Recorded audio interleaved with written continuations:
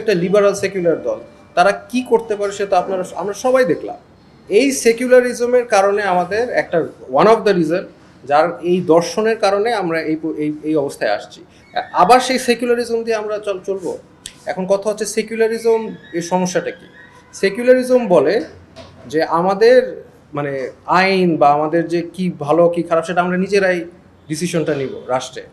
But আমাদের তাহলে তো লিমিটেশন নাই। ধরেন আমি আয়নাঘর তৈরি করলাম, আমি মনে করলাম যে আমি একটা রিপ্রেজেন্টেটিভ সরকারে আসলাম, এসে আমি বললাম যে আমি আয়নাঘর তৈরি করবো, এটা আমি বিল পাস করে দিলাম।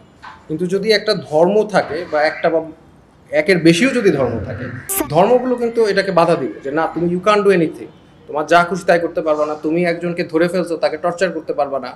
এই ধরনের যে লিমিটেশন, এটা শুধু ধর্মই দেয়। এটা যদি আপনি ব্যক্তিকে দেন বা একটা গ্রুপ অফ ব্যক্তিকে দেন, একটা অলিগার্কিকে দেন বা একটা ডিকটেটরকে দেন বা যাকেই দেন, ডেমোক্রেটিক, তারা নিজেদের মতো নিজের সুবিধার্থে চেঞ্জ করে ফেলতে পারবে। এখানে ইন্ডিয়ান একজন মানে কনস্টিটিউশন রাইটার খুব সম্ভবত বলেছেন যে কোনো no constitution is so sacred that it can't be change. কোনো কনস্টিটিউশন এতটা পবিত্র না যে কখনো পরিবর্তন করা যাবে না। কিন্তু এইটাই একটা প্রবলেম, কারণ আপনি সবই পরিবর্তন করতে পারছেন, কিন্তু ধর্মীয় বিষয়গুলি পরিবর্তন হয় না, এগুলো ফিক্স থাকে। তো এটা একটা খুব গুরুত্বপূর্ণ, স্টেটের ফাংশনের জন্য একটা গুরুত্বপূর্ণ। আলটিমেটলি এই দেশের মানুষ ধর্মীয়, আপনি মুসলমান বলেন বা বৈদিক ধর্ম বলেন, সনাতন ধর্ম বলেন, বুদ্ধিজম বলেন, আমরা সবাই আসলে একটা ধর্মপ্রাণ মানুষ। এখন সেই ধর্মীয় বিশ্বাস মূল্যবোধ এটা যদি দেশে প্রতিফলিত না হয়, তাহলে তো সেটা আরেকটা প্রবলেম না? তখন তো আমরা বৈষম্য শিকার হব না? আমি যেভাবে দেশ চাই, দেখতে চাই, সেটা আপনি দিবেন না। আপনি পশ্চিমা কিংবা ব্রিটিশ আইন দিয়ে আমাকে শাসন করবেন, আমি তো ব্রিটিশ হতে পারবো না।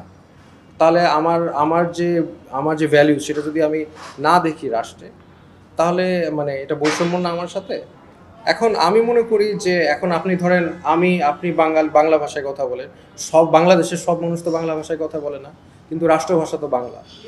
এখন এক ধরনের ধর্মীয় যে আমাদের যে যেহেতু বেশিরভাগ মানুষ মুসলমান, তো মুসলিম যে রুলগুলি আছে, আমি মনে করি প্যারালালি আপনি অন্য প্যারালাল লিগ্যাল সিস্টেম যেটা শরীয়তে আছে, যে খ্রিস্টানদের জন্য আলাদা আইন ব্যবস্থা, সেটাও করা যেতে পারে আমাদের দেশে। কিন্তু আলটিমেটলি মুসলমানদেরকে যদি আপনি কোরআনের আলোকে তাদেরকে বা সুন্নতের আলোকে যদি তাদেরকে রুল ফলো করতে না দেন, তাহলে আপনি কি আপনারটা আমার উপর চাপিয়ে দিচ্ছেন না? তখন সংঘর্ষ হচ্ছে না? তখনও তো সংঘর্ষই হচ্ছে। একটা ডেমোক্রেটিক একটা দেশ বাংলাদেশ, তো এখন মেজরিটি মানুষ যেহেতু মুসলমান এবং তারা সেটাই চায়, সেইটা সেই তার আলোকে আমি যদি রুল বানাই, তাহলে সেটা তো ওইটা বের হওয়ার তো পসিবল। এখন কেউ যদি ডিসএগ্রি করে, যদি একটা লার্জ পোর্শন সংখ্যক ডিসএগ্রিকে, তাদের জন্য আমরা আলাদা রুল করতে পারি, প্যারালাল লিগ্যাল সিস্টেম থাকতে পারে, কিন্তু তো সেটা আমার মনে হয় খুব বেশি প্রবলেম নাই। কিন্তু আপনি মেজরিটির উপর, যারা মুসলমান তাদের উপর ব্রিটিশ আইন চাপাই দিবেন, আপনি পশ্চিমা আইন চাপাই দিবেন, পশ্চিমা জীবন ব্যবস্থা চাপাই দিবেন, তাহলে সেটা কি সাংঘর্ষিক না?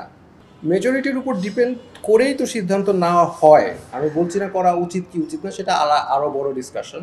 বাট কারেন্ট মানে সিস্টেম হচ্ছে ডেমোক্রেটিক, এবং ডেমোক্রেটিক সিস্টেমে আমরা জানি, পিউ রিসার্চে বলে বাংলাদেশের মেজরিটি মানুষ আসলে ইসলামিক যে রুল এবং জীবন ব্যবস্থা সেটাই চায়। এটা পিউ রিসার্চে 2013 সালের গবেষণায় সেটাই বের হয়ে আসছে। তো এটার প্রতিফলন যদি আমরা সমাজ ব্যবস্থায়, রাষ্ট্র ব্যবস্থায় না দেখি, এটা আরেকটা প্রবলেম ক্রিয়েট হবে।